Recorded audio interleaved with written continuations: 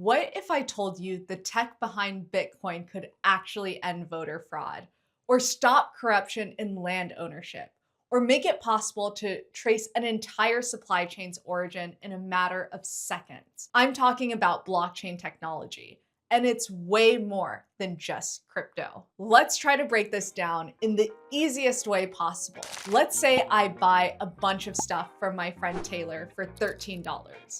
I never carry cash, but all good, Taylor takes debit cards. So I tap, and as soon as I do, a message gets sent from Taylor's payment terminal to my bank. Hey, Jen wants to send $13 to Taylor. My bank checks its records. Does Jen have enough money? Is this a valid transaction? And if all looks good, the bank then sends $13 to Taylor's bank. Now Taylor's bank has to update her account. Taylor has $100 instead of $87. This system works because banks act as record keepers. They track every transaction and update everyone's balances, and we trust them to do this accurately. A couple in Pennsylvania is facing theft charges and more than $100,000 in overdraft fees. This after allegedly using money that was accidentally deposited into their bank account.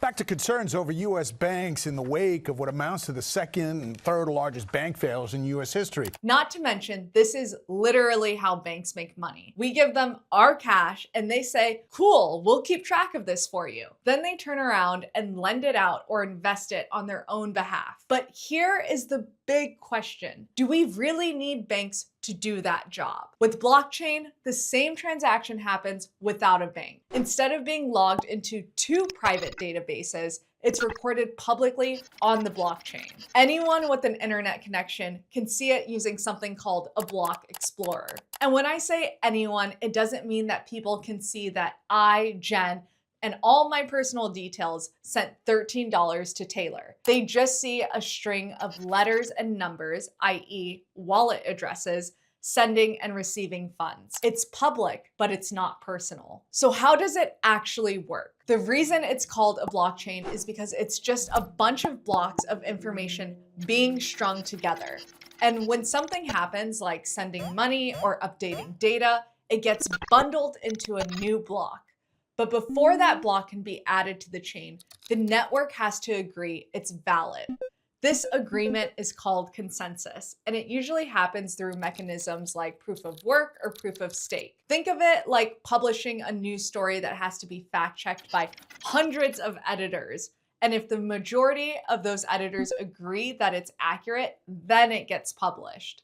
Once the network reaches consensus, that block gets added to the chain permanently. No one can go back and change it.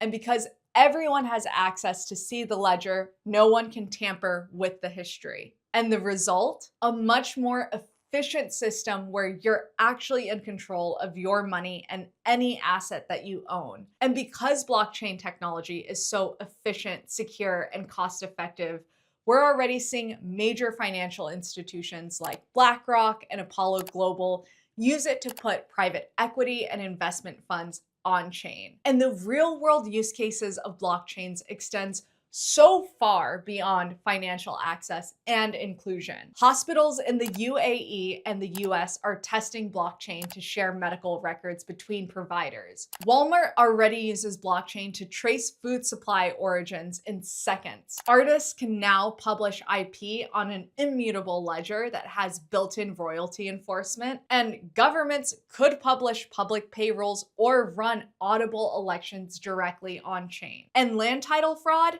It basically becomes impossible. Why? Because so much of the modern world boils down to ledgers and record keeping. And as everything becomes increasingly digital, it's clear that a lot of those ledgers will be powered by blockchain and crypto rails. It's technology that's fundamentally changing how we track ownership, how we transact and interact with each other, all without needing permission or middlemen.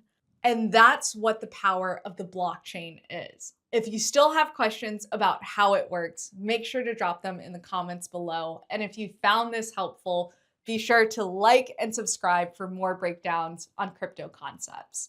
Until the next one, I'll see you soon.